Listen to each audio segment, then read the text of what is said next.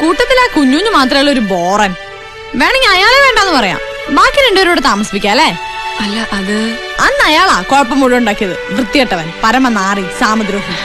അത് പിന്നെ അയാൾ വെറുതെ തമാശക്ക്. തമാശക്ക്? എങ്ങനെ എങ്ങനെ എങ്ങനെ എങ്ങനെ തമാശക്ക്? നീ വേഗം റെഡിയാ, സ്കൂളിൽ പോ. ഇതിനൊരു തീരുമാനം ഉണ്ടാക്കിട്ട് പോവാം.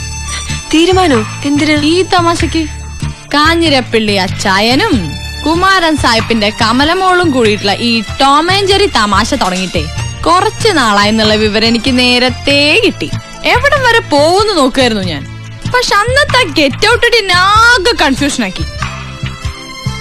ജെറിമോളെ, ടോമേട്ടൻ വൃത്തികെട്ടവനാണ്, പരമനാറിയാണ്, സാമദ്രോഹിയാണെന്നൊക്കെ പറഞ്ഞപ്പള്ളി മുഖം ചുമക്കല്ല ഞാൻ പിടിച്ചു കിട്ടോ.